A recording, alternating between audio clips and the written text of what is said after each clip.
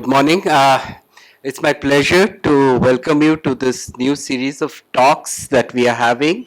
It's nicely titled Looking Back, and this is to celebrate the research careers of our colleagues who are, superannuating and with very rich, kind of and fruitful careers that they've spent here.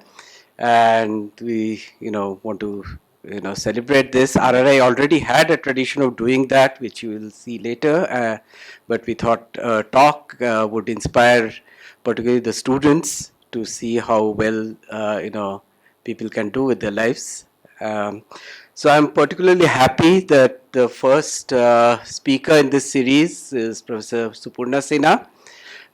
She's of course very well known as a theoretical physicist working on non-equilibrium statistical mechanics. I also knew of her from a long time, not so much because of her science, but for her other talents, which I think she'll have more time to spend probably in the coming years. She's also a very gifted artist and many other things, right? So I think that would be very nice.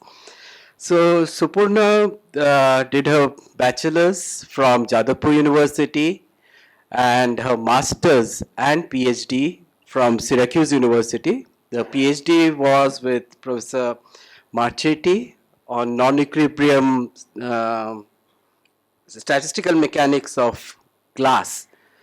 Glass is a very enigmatic subject, even though I wasn't trained there, but from a material point of view, it has very creepy behavior, and I think it's amazing physics problem to have started working on as a PhD.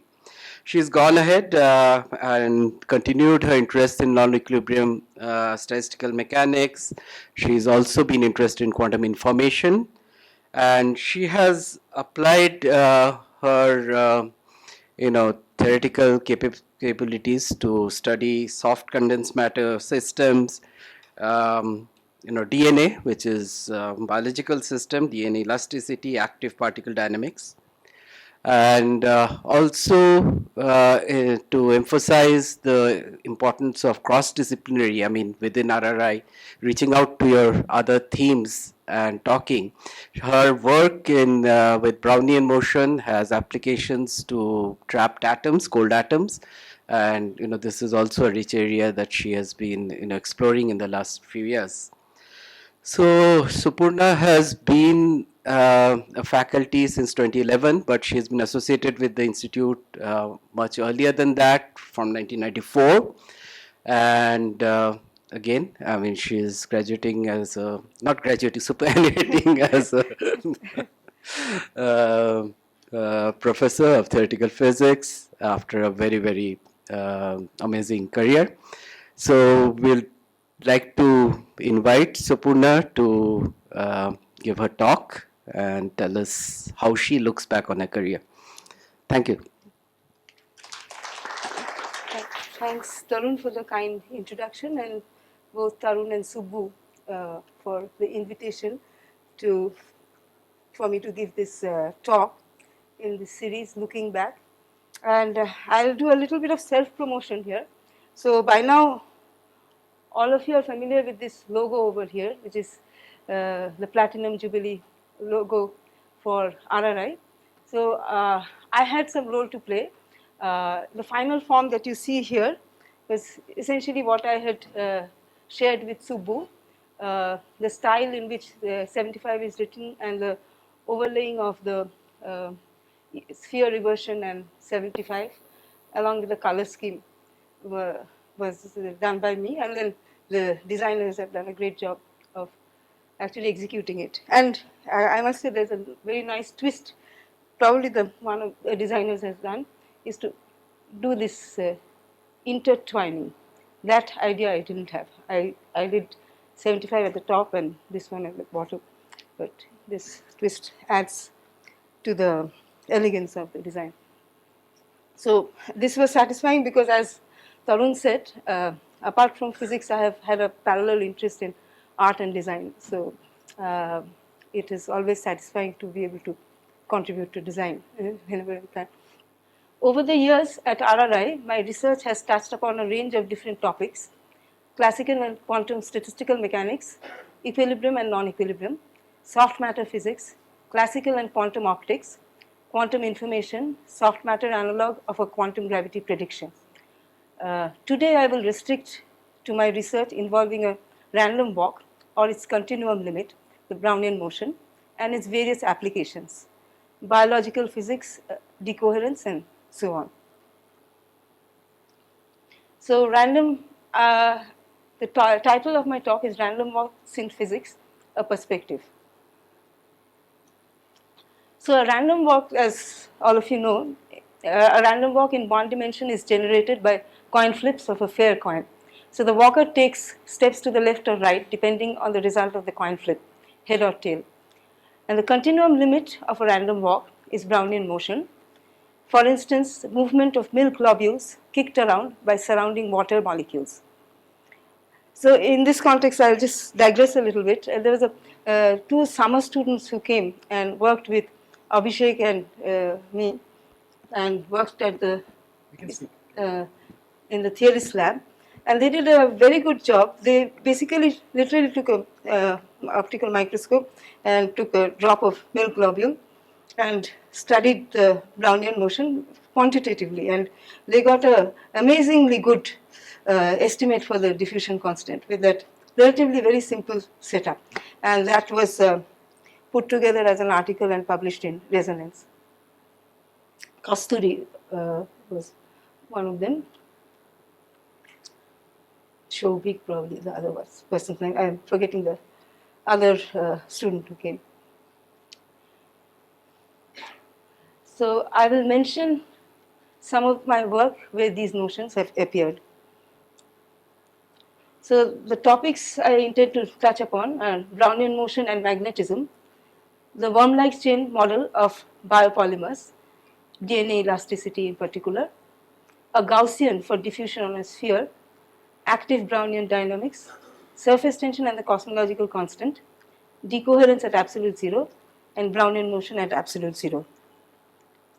So Brownian motion and magnetism, the question of interest is the following. Given a Brownian particle moving on a plane which returns to its starting point, what is the distribution of area? So suppose you have a Brownian particle moving and eventually coming here, and it encloses an area A.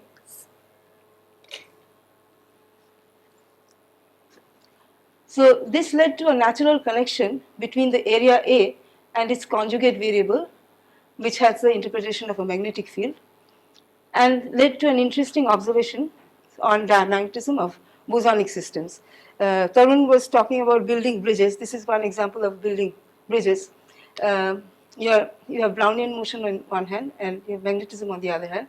And by building bridges across these two apparently disconnected domains, you gain insight into both areas, Brownian motion as well as magnetism. So, for instance, So it is convenient to deal with the moment generating function P tilde of B, which is given by this expression, which is essentially the Fourier transform of the probability distribution of areas. And it's by taking various derivatives of P tilde of B, you can generate various moments of the distribution P of A. That's why it's called the moment generating distribution. And this P tilde of B can be recast as the ratio of the partition function in the presence of a magnetic field and the partition function in the absence of a magnetic field by making use of the Wiener measure for Brownian motion. Thus, an insight into magnetism appeared as a byproduct of studying the distribution of areas of closed Brownian paths. And this work appeared in Physical Review B as a rapid communication actually in 1994, work done with Joseph Samuel. So just to continue, in fact the central question of interest for us was something different. It was the distribution P of omega of solid angles described by a closed Brownian path on a sphere. And this is closely related to depolarized light scattering experiments, and such experiments were happening in the optics lab at that time. So basically you have a polarized beam of light, and it gets scattered through a random medium, and it gets depolarized. So the extent of depolarization is connected to this solid angle distribution. And the way we solved it is by using the map to magnetism. Here the relevant magnetism problem is the magnetism due to a monopole located at the center of the sphere. And that can be written in this form, the partition function for a monopole by this infinite sum, z going from mod g to infinity. Actually, this mod g is called the rest angular momentum, and this p factor represents the degeneracy, and there's a Gibbsian factor here, Boltzmann factor, which so given z of g, as you know that there is a inverse Fourier transform relation between z of g and p of omega. So we use that to find an expression for p of omega, and by using Mathematica we can plot this expression of p of omega against omega and get the solid angle distribution. And there is a parameter which varies from one curve to the other, and that parameter is beta. Beta in the context of statistical mechanics is associated with inverse temperature, and when it comes to the Brownian motion, Brownian walk problem, this has the interpretation of the total time of the Brownian motion. So as you can see that as beta increases, as the total time for the random walk on the sphere increases, the curve flattens out, and it simply has the interpretation that at infinite beta, when there is enough time, all possible solid angles are explored with equal probability. So in the domain of magnetism, we found a very interesting result. We consider n spinless bosons and consider the area enclosed by their trajectories. So where we allow for exchanges of particles, because these are identical particles. And we consider the area enclosed script A of Q. Now, the area is actually in detail, it's defined as the projection on the xy plane of the area. So the probability distribution P of A, which is given by this expression, expectation value of the delta function of script A minus A, all it does is it's a counter, and it picks out areas worth capital A. And this is related to the conjugate distribution P tilde of B via a Fourier transform. Since P tilde, now there's a conceptually interesting thing happens, mathematically as well as physically. Since P tilde of B is the Fourier transform of a positive function, there are certain constraints that come up. And it follows that Z of B is less than or equal to Z of 0. So the partition function in the presence of the magnetic field is less than the partition function in the absence of the magnetic field, which in terms of free energy translates to the fact that the free energy in the presence of the magnetic field is greater than or equal to the free energy in the absence of the magnetic field. And this is simply because there is a reciprocal relation between the free energy and the partition function. And this is indeed a statement of diamagnetism, that the system repels the magnetic field. It's much happier when the magnetic field is not there. So we also conclude there's another inequality which we can exploit by we get by exploiting the fact that P tilde of B is the Fourier transform of a positive function between being the distribution of areas. Its P tilde of B is greater than or equal to cosine of pi B over 2 B sub C for mod B less than or equal to B sub C, and B sub C is being given by this expression where chi of 0 is the susceptibility as zero magnetic field. And this, you notice, gives a lower bound on the partition function. So the upper bound we got in the earlier slide, which is given by this straight line parallel to the B axis when we plot Z of B over Z of 0 versus B. And the lower bound is given by this curve, which is essentially this cosine function for the partition function. So we wanted to test this particular thing for an illustrative case of a harmonic oscillator in a charged simple harmonic oscillator in an external magnetic field. So as we said, I'm just emphasizing the fact that the allowed values of the partition function in the presence of the magnetic field over the partition function in the absence of the magnetic field. The allowed values reside between these two lines. And the illustrative example that we chose gave us this dash curve, which indeed we found that it lies within the allowed region as consistent with our expectation. So now we move on to another work, which is a Gaussian for diffusion on a sphere. I put a quote unquote Gaussian because it's not quite a Gaussian, but it's closest to what one can think of as a Gaussian for a sphere. So the probability distribution for diffusion on a plane, as all of you know, is a Gaussian given by this kind of an expression, where d is the diffusion constant. And now the question of interest is that what is the counterpart of this on a sphere? We use a saddle point method to arrive at a short time propagator, which is non-perturbative in the spatial domain. The spatial domain here is the angular variable theta in the context of a sphere. So it's an interesting kind of approximation where we do a short time approximation, but so far as the spatial part goes, it's exact. So that way you are capturing the curvature of the sphere exactly, albeit within the short time domain. And what we actually found when we did the numerics, that this formula works remarkably well even at intermediate times. So and this is the expression. See, notice that this is a Gaussian over here, but it is modulated by a prefactor square root of theta sine theta.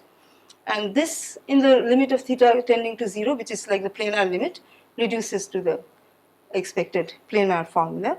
And this appeared in the Europhysics letter in 2012. It's a work done with Avijit Ghosh, who was a PhD student here, and Joseph Samuel. And so, just to summarize, for the Gaussian for diffusion on a sphere, we thus obtained an analytically elegant Gaussian probability distribution formula for diffusion on a sphere. This formula also, apart from being an elegant analytical formula, it also had a very pragmatic side to it, that it led to a very efficient algorithm for simulating diffusion on a sphere, which we did also in the same paper, which improves on the standard tangent space approximation based algorithms, since it takes into account the curvature of the sphere. So the main thing is that I'll just perhaps draw something. So if you have a sphere, and if you take a point on the sphere, you can draw a tangent plane on it, and this is a tangent space approximation. But this approximation will break down as you move away from that point because of the presence of the curvature. Whereas what we have done takes into consideration the curvature more faithfully. So that's why it's a more accurate formula. And in addition, because of that, we can take larger steps, and hence the numerical algorithm gets to be more efficient. The formula also allows for generalization to saddles and other curved manifolds. Since Tripta is there in the audience here, so and also Yashodhan, I was thinking of this plumber's nightmare. There's this structure that comes up in soft matter, which consists of a large number of saddles, basically. So such things can be addressed by using these methods. And micellar structures, of course, was the spherical. So soft matter is a fantastic playing ground for curved manifolds, which have many applications in soft matter and biological physics.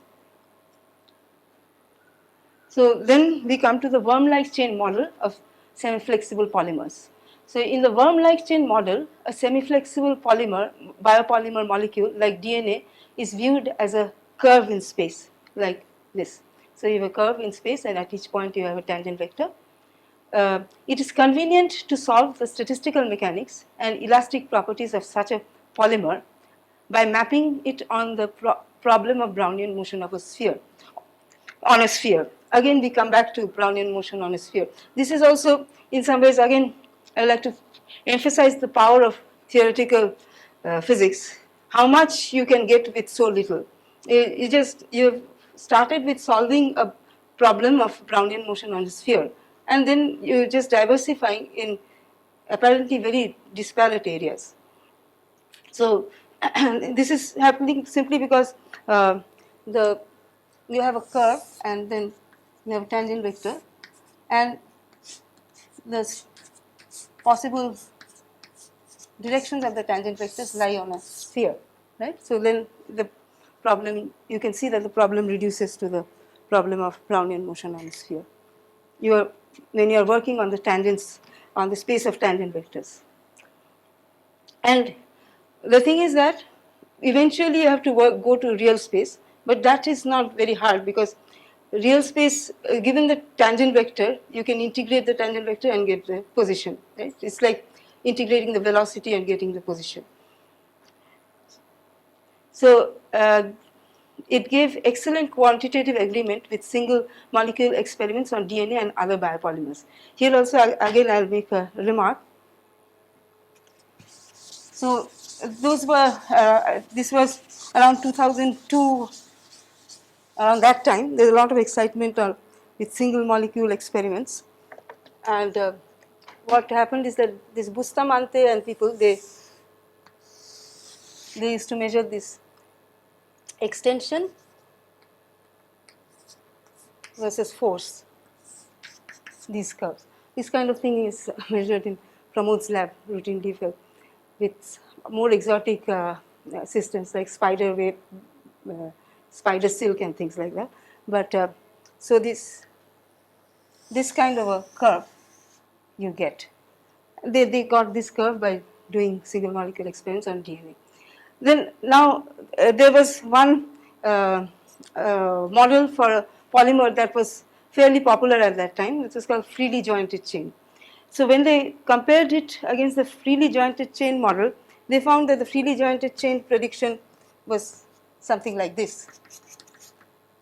But when they compared with the wormlike chain model, they found that it fell bang on. Of course, within experimental errors. So wormlike chain model is a superbly successful model, both from a qualitative and quantitative point of view for DNA elasticity and other biopolymer elasticity. So here are a few highlights of the wormlike chain model related work that I had done. The collaborators are Joseph Samuel, Abhijit Ghosh, and a few others I wrote single author. And the latest one in this series is ring closure in actin polymers, which I had written with Shebonti Chattopadhyay, who is there in the audience. She's Shayantan's PhD student, and I think she'll be already submitted her thesis or about to submit something like that. So it was enjoyable to work with her on this problem. So active Brownian dynamics. Active Brownian particles are self-propelled particles which generate dissipative directed motion by consuming energy from the environment.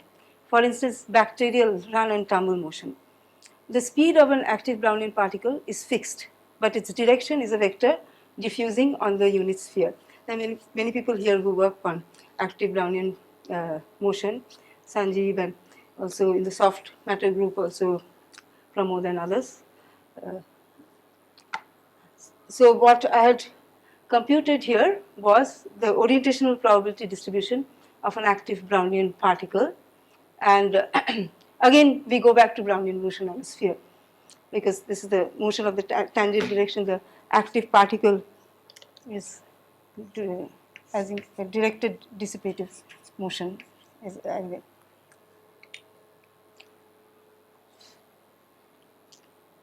And this one is one of the curves that we got. This is an analytically solved expression for the approximate expression for the short time approximation for the orientational probability distribution, and it matches very well with the exact probability distribution. The exact distribution is something that is as known, it has a structure like this.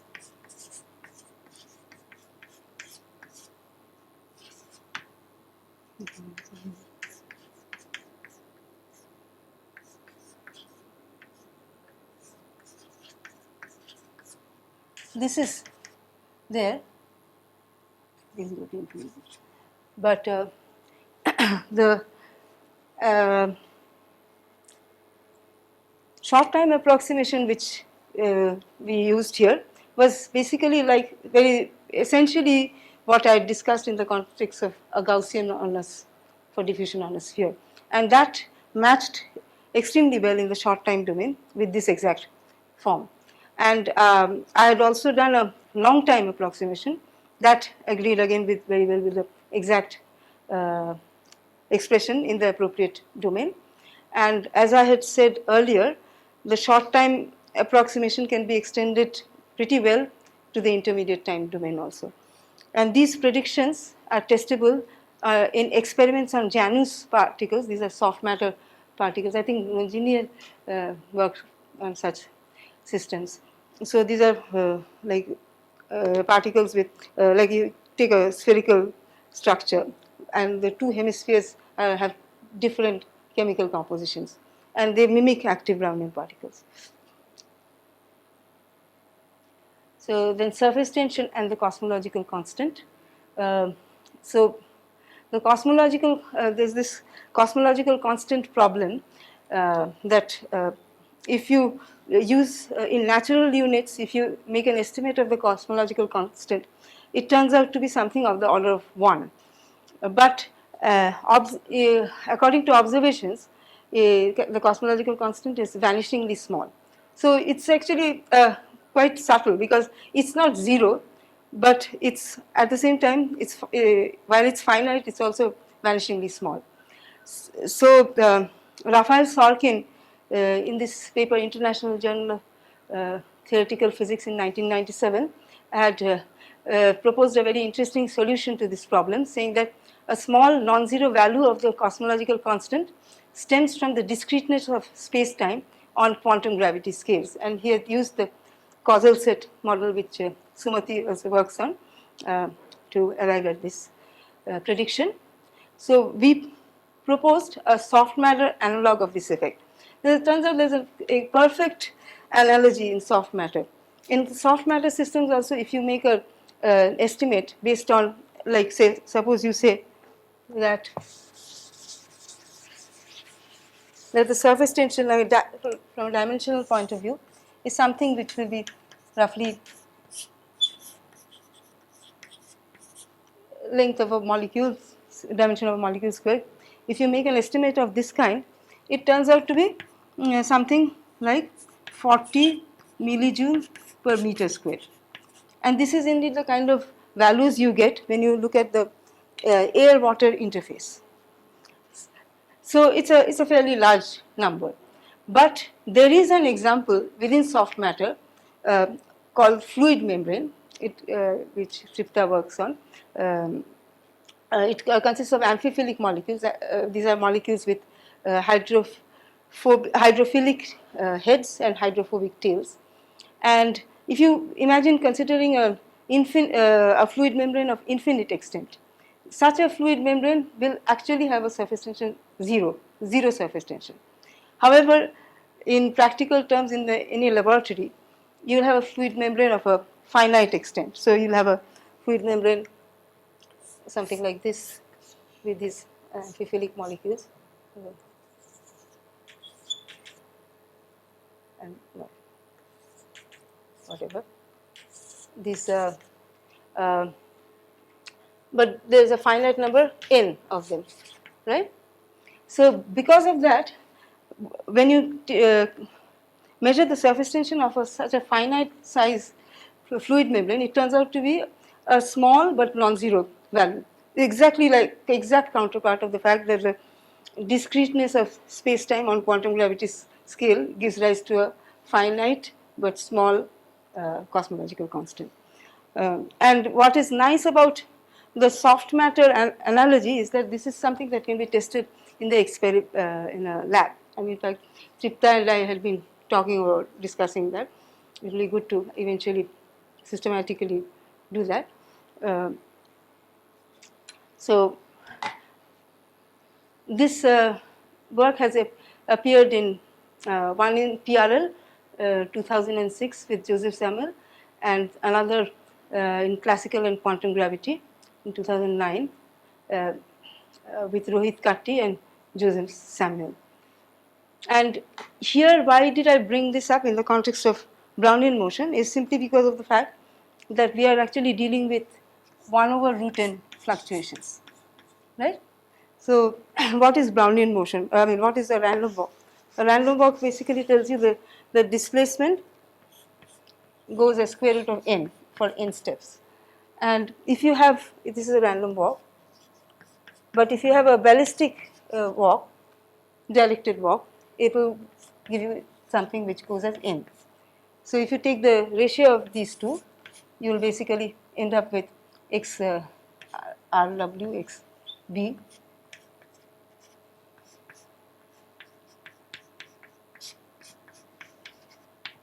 goes as root n over n,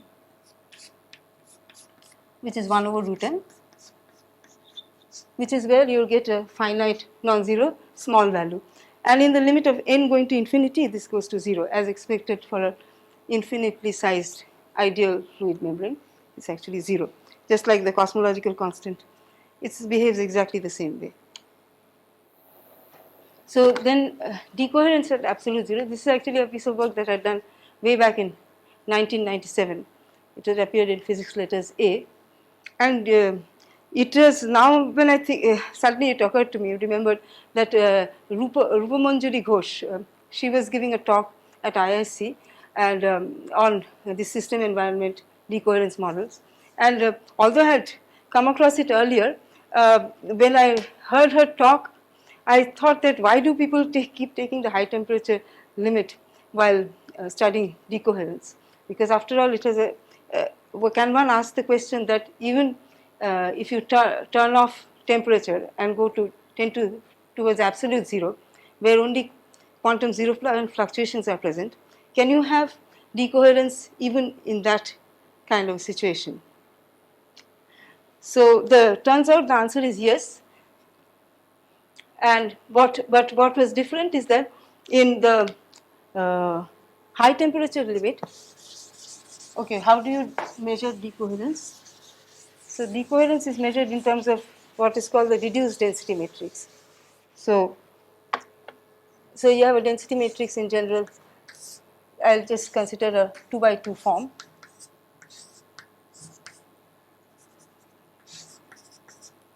So these things contain information about coherence. So we are trying to understand how these coherences get suppressed. And what is done is that you have a system coupled to an environment, and you trace over the environment degrees of freedom and just focus on the system and look at how the reduced density matrix evolves. What happens is in the high temperature domain, this reduced density matrix off diagonal elements of the reduced density matrix. In the high temperature domain goes as e to the power minus t over tau d, where tau d is a decoherence time. It's an exponential, very fast exponential suppression, high temperature, at high temperature. High temperature, and also this decoherence time is something which is dependent on the temperature. It is dependent on the temperature.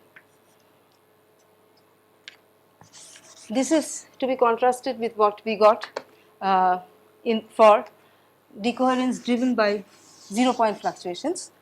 And here what we find is the reduced density matrix of diagonal elements for t tending to 0, where only 0-point fluctuations are there. It goes as t to the power minus alpha, where alpha is a power which is given by 2 pi h bar m gamma x minus x prime whole square. This is in the proposition basis. So the main thing to notice is that this power is independent of the temperature. It only has the appearance of Planck's constant, indicating that it's a purely quantum effect, which is you can indeed get decoherence driven by zero point quantum fluctuations.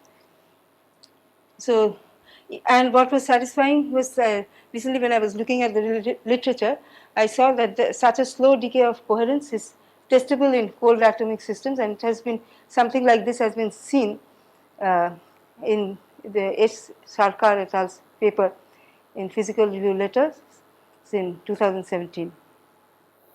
Then Brownian motion at absolute zero. This is a piece of work which is very old. I mean, it started way back in during my PhD years. Actually, my PhD problem was totally different. It was had to do with glass transition, but I was actually taking a course that Raphael Sorkin had offered. There's a statistical mechanics course. He's well known for his quantum gravity work, but he was teaching statistical mechanics. And then at the end of one class, he asked me, would you be interested in addressing a problem of this kind?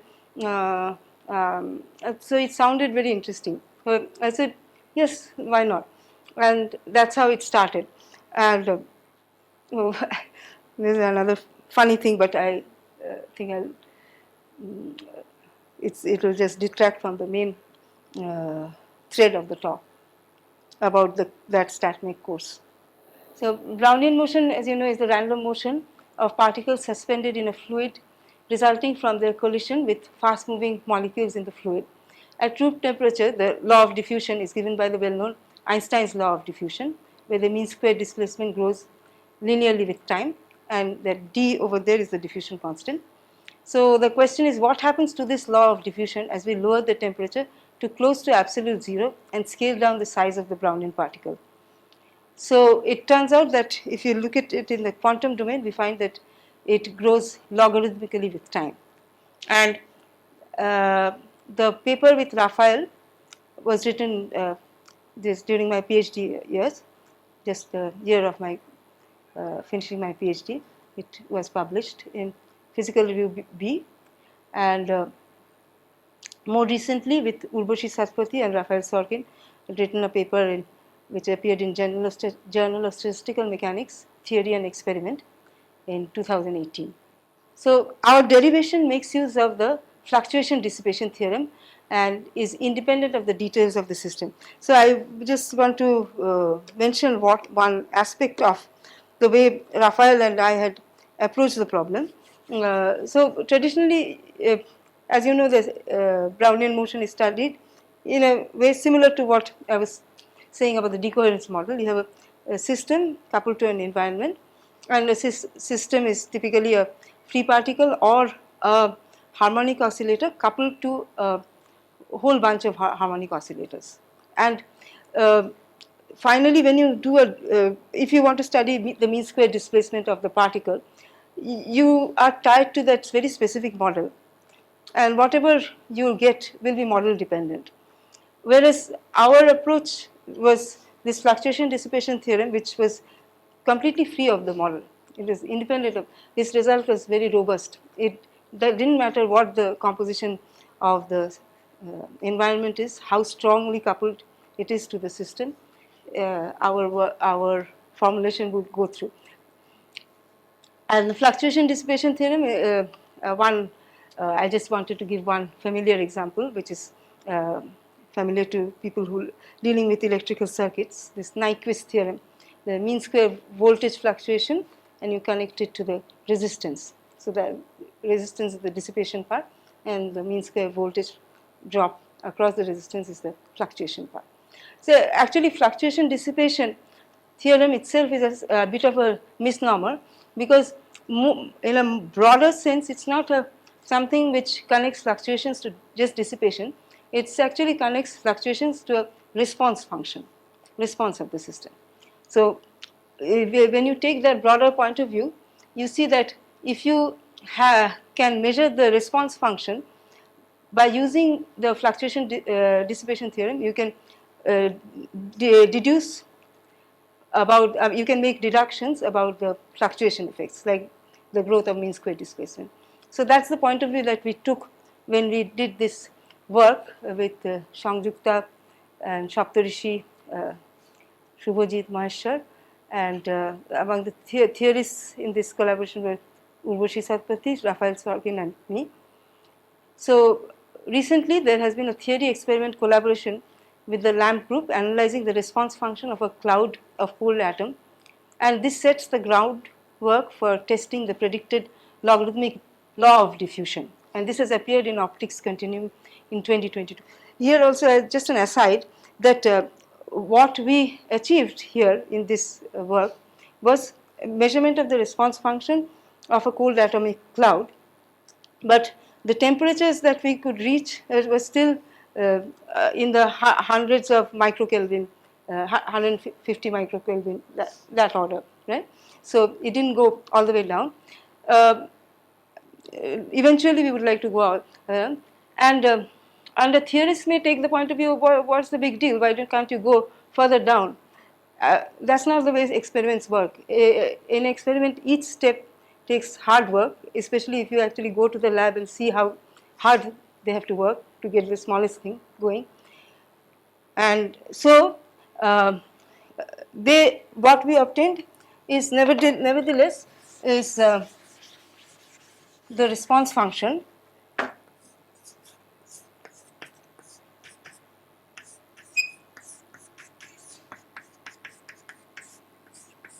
this was our prediction, and this is basically what was done in the lab. Sangjukta Saptarishi and others did it, and we also, it was a very satisfying collaboration because both sets I think learned a lot from one another. So a few recent papers on quantum Brownian motion in which I have continued interest. So my collaborators are Shuraka Bhattacharjee, Kaushik Mandal, Urvashi Satpathy, Abhijit Das, Abhishek Dhar, Ayan Satra. These are my collaborators, and the top one is fresh from the press. I mean, it came out a few days back this month in the International Journal of Modern Physics B. The title is Interplay of Dissipation and Memory in the Quantum Algebra Dynamics of a Spin in a Magnetic Field. So just to conclude, a common thread in many of my research projects at RRI has been Brownian motion. Brownian motion and magnetism, a connection.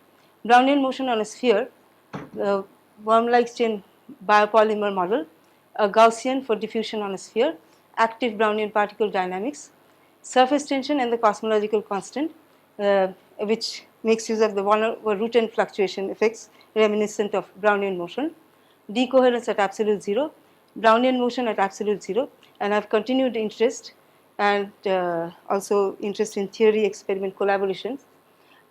More recently applied to a charged particle in a magnetic field and a spin in a magnetic field. Thank you for your attention. Thank you, Supurna, for the wonderful talk. It was very nice to look at your wonderful volume of work throughout your career, and it's very inspiring and motivating for us. So I invite Professor Tarun Shorodip to give a token of appreciation for Professor Supurna Sinha and also the collection of her work throughout her career.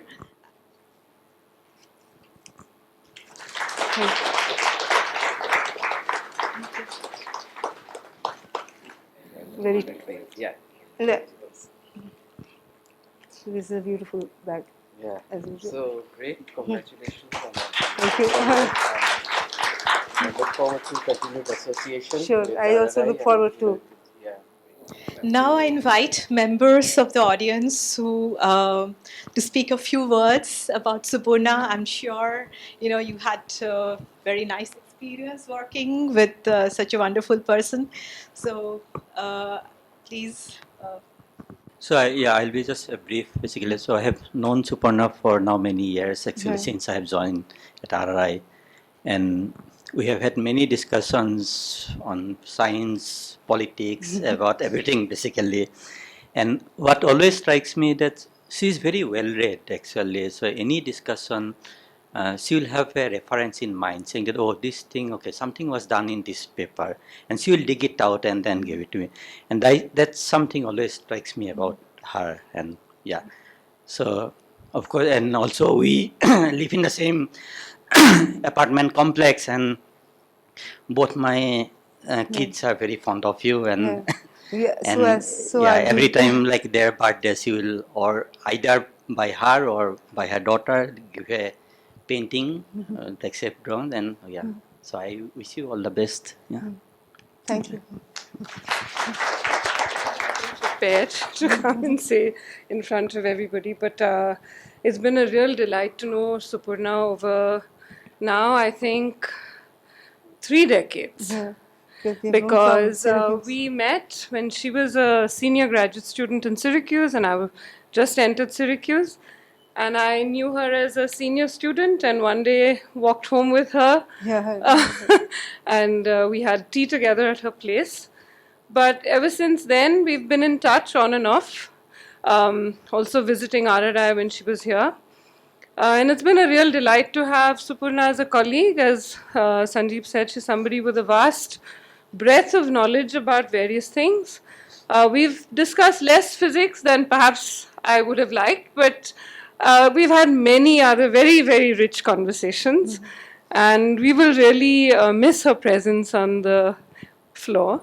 I think it's been a real delight to know you, and we will continue. It's not going to stop. Sure. Thanks. You have a prepared speech. Yeah, so just like the speakers before me, Supurna, I mean, it's been a delight knowing you. I've known you for 18 years now. And then we also had lunch yesterday together. And after that, I realized that, you know, we have, of course, spoken about work, but that was more in passing. But the best conversations we had were about the topics that were not at all work, right? So like both of them said, so we've had these, we will work together later on, I'm sure about that. You know, the conversation will be kept alive. We've spoken about clay, crafts, music and science, you know where I'm coming from over there. And fact, that's science something- was more popular science, which is, you know, Yeah. it was so Gaussian. enjoyable. You know, we've spoken about cinema, about theater, about the very strong women in our lives, Yeah. okay, whose paths have crossed Ashima many Chatterjee, years yeah. ago. Yes. And I was just looking at the last few email exchanges I had with you, and I realized none of them were about work. Okay, so the earliest one, which was about a couple of months ago, was on Shonar Kerala, which is a Ray movie that you all know about. The next one, which was in early March, was about a novel written by Parashuram, Rajshekhar That's true. Bhushundir Mathe, and the one yesterday was on. Again, back to Shonar Kerala. Okay, so this was Harin Chatterjee's Shidhu Jatha. Okay, and I realized that, you know, just like Shidhu Jatha, and like, you know, both of you said, she has this encyclopedic knowledge on art, history, science, you know, you just name it, right? So I would just tell you that, you know, now you'll have a lot more time to keep the window of the mind open so that the air and the sunlight can come in and, you know, keep it as fresh as it has already always been. Moner jalnata khola rekho jate batash ar Sorry. মনটা যাতে তাজা থাকে, I know that will happen. You don't need my bhashon. And I'm very grateful to, you know, you for having taught me so many things. I've learned a lot from you. I'm also very grateful to you for keeping my daughter engaged. Okay, during the pandemic, she has this, you know, this infinite source of riddles, puzzles and mathematical problems. And so thank you very much for that. She's a great artist, you know, she's really very good. So, you know, I look forward to your Facebook posts, to many more lunches together, and to many more trips to OMV with you, Sam and Roshni. All the best. Thanks, Supurna. It was wonderful to work with you. So I'll share just two experiences. One, even before we formally met. Actually, this is the time when I was contemplating of joining RRI. So I was in Singapore, and I was in a dilemma as usual. So then I had dinner with I'll not name, someone who is very, very well known. And then she says, so Saptarishi, what's your plans and so on. So I said, okay, I'm having this one offer. Yeah, you should go. Supurna, he took one or two names. Say, she is there as a faculty, so you will have a lot of interaction, a lot of enriching science discussion, and so on. So that tilted the scale, and then later I met you, and this was true. And we did a lot of work. We just got started, and actually, as you know and mentioned, that now many other work which will happen, and I don't see that you are retiring. We are starting more work, as you have shown some of recent works. So this truly was a lot of things what we learned from you and together. And another one was I wanted to share one of my student who has now gone as a postdoc, for whom you were the thesis advisory committee. So this actually shows that how important these thesis advisory committees and so on. So he had done, of course, the work which we did not do together on magnetic fluctuations and so on. And then many of these thesis advisory meetings were very encouraging for him. So he keeps on telling about this, Maheshwar.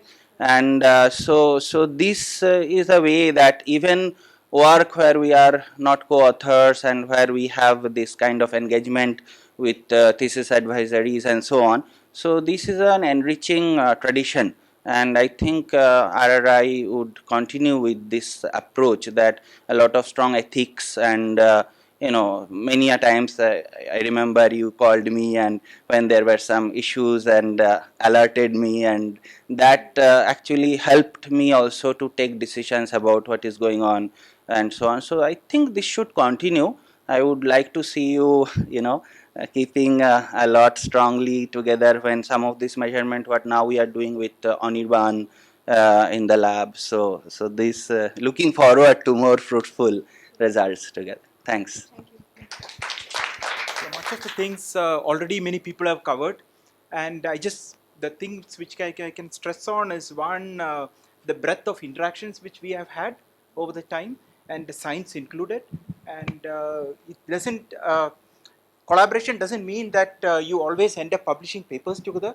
There are a lot of things which I have learned in these discussions, especially sitting on the TP floor, and also very enjoyable discussions related to art and science, and various other things. Now that Roshni is also into some of these kind of activities, so I would like to thank you for enriching that environment, and yeah. I wouldn't have normally driven at an hour. You see me awake. For anyone else, but this was very special. So I have just made it. Sorry, Sarun, I couldn't hear what you said. As soon as you were about to hand over the mic to her, I managed to come in. So we have had some of the longest associations together, I think, thanks to our staying together in the same building. Much like Sanjeev mentioned, those interactions have been very rich. Is that? Okay. Those interactions have been rich, and as you know, I would be visiting the terrace for reasons that are well known. But Supurna would come there for different reasons, and we would run into each other. And then what would happen is, I would have said, I will just come in 2 minutes, and then those 2 minutes would become sometimes an hour. Later, of course, if I say I met Supurna to my wife, everything will be explained. And we would have had chatted about nothing to do with science, nothing to do with physics, but something completely decided by that day's whatever was fresh in her mind, and largely by things related to art. Right? He's being very modest. He is a very good artist himself. No, but I'm saying, so they were, overlap of interest on variety of areas which went well beyond what we do within the walls of this institute. And so it has been always a pleasure. I have special thanks to give it to her, not so much to Sam. We stayed in a flat above them. We particularly were late people in everything, even at arriving at places as well as sleeping. So we were awake till typically 5. You can imagine wives of people staying downstairs where upstairs people go on having activity till 5 o'clock, how they would have reacted. Thank you so much, Supurna, for not ever complaining even once. If this is tied up with your sound sleep, wish you that sound sleep for continued years, okay? And that's a blessing. So all the very best, and certainly we miss you downstairs in wherever we are staying and on the terrace. Thank you. Okay, hi. So when I came to work for you, actually that was my first step into research, and additionally it was also me, starting to come out of the shell of my comfort of my parents, right? I mean, because I was just, I think that was my I was doing my BSc, and I was a BSp, yes. But it was there was too many experiences in that 1 month, right? I mean, I came here and then I ran into some trouble in the PG, and we had to cut short our summer internship also. But it was so wonderful to work with you, and you and Sam were so very helpful. I mean, I got really stressed during that whole PG experience, but it was quite satisfying because in spite of your short visit, it ended up with a paper. Yeah, that so was it was quite disciplined work, I would say. Funnily enough, I mean, I feel ashamed to admit that, but at that point I was not very aware of what was I mean, a research paper is a big deal. I was not aware of that. So it was a very wonderful experience, and even after that, recently when I discussed my memory work with you, it was, I mean, thank you. Thank you for that first step into research. Thank you. I think most of the people have already talked about many things, but actually I have known her only for 2 years, I think. But within that time also, it was a wonderful experience in meeting her about everything. I could actually, when I joined, I was a little bit disturbed, but at that time also I could freely speak about everything and all the problems I had and all those things. Finally, I could cope up and work with her, and also in every fruitful discussion, I must say that she was very helpful, and so thank you very much for being with me, and also I think we will continue to work more. Sure. Okay, thank you.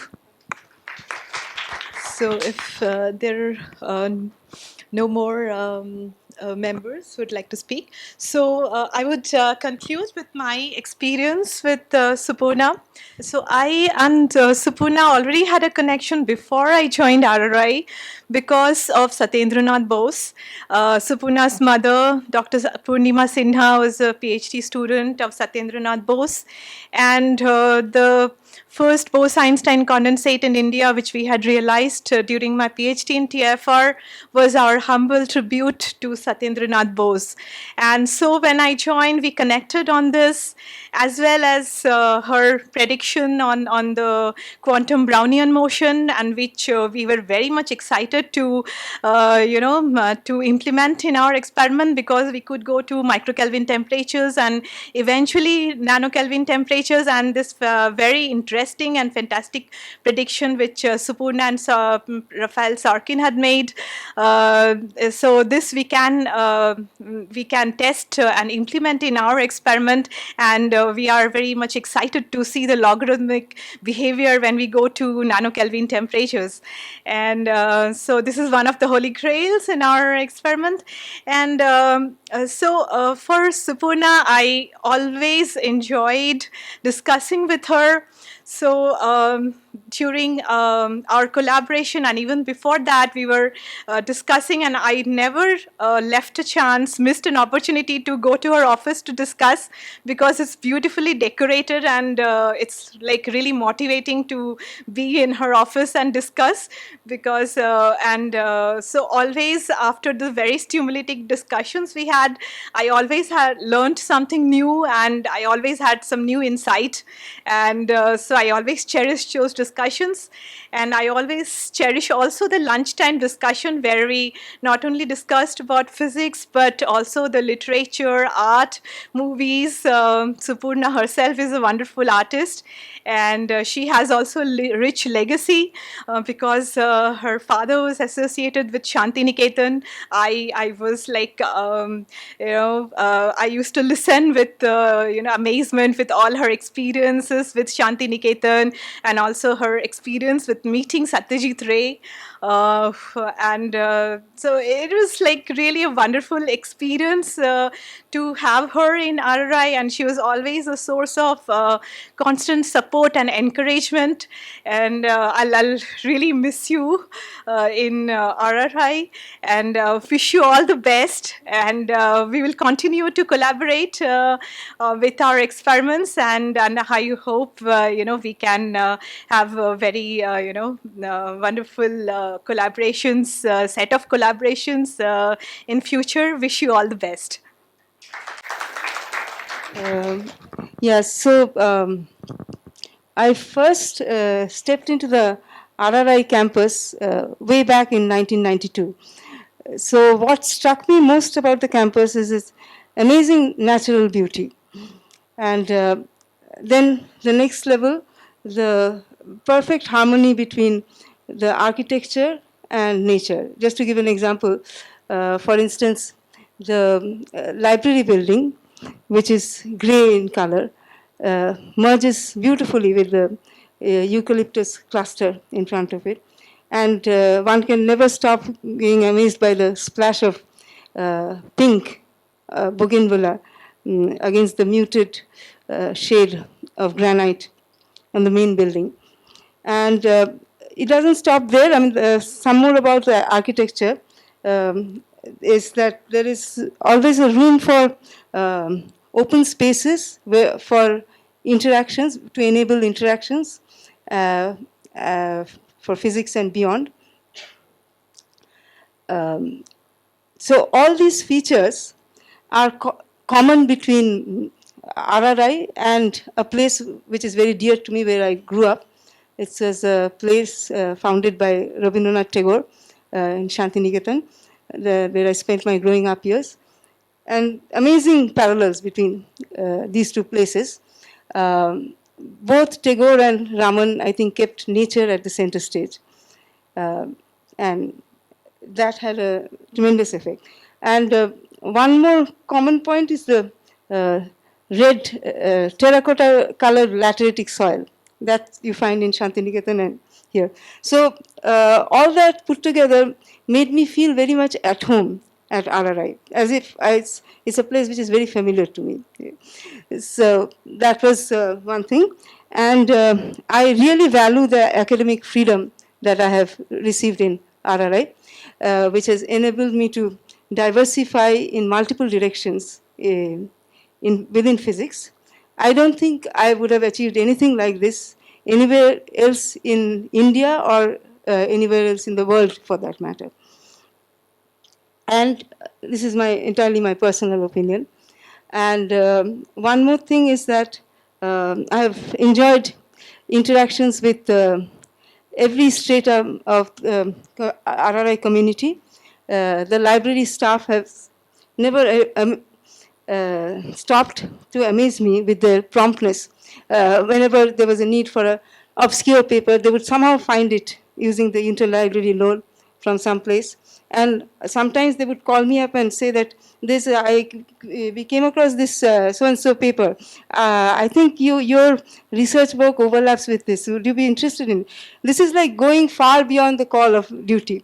And I think the stone was set by the original librarian, Ratnakar, who was immensely dedicated to the library. And it's a very special library. I don't think there is a counterpart of this anywhere else in the world. And Syracuse Library was a very average library compared to this library. So that's one space. Another space is the workshop. I've really enjoyed interacting with the workshop people, and while coming up with innovative designs for science demos, which we used to develop in the theorist lab, which is on the theory floor. Of course, there have been many fruitful academic interactions with my academic colleagues. And the administrative staff has also been very impressive, and especially in times of trouble, the way they just help you without holding back is something pretty remarkable. I think I won't name any specific person, but I think they would know who they are. So yeah, that's basically. So finally, it's undeniable that I have had many memorable moments in this campus. However, right now I really look forward to a fresh news beginning post-retirement. So thank you all. Yeah. We come to the end of this program where it was very emotional for us to, say farewell to such a wonderful person and such a wonderful scientist. We'll really miss Supurna in RRI, and of course, we look forward to, continue your the wonderful collaboration with you, and wish you all the best for a very happy and blissful life. Thank you. Please have a very big round of applause for Supurna.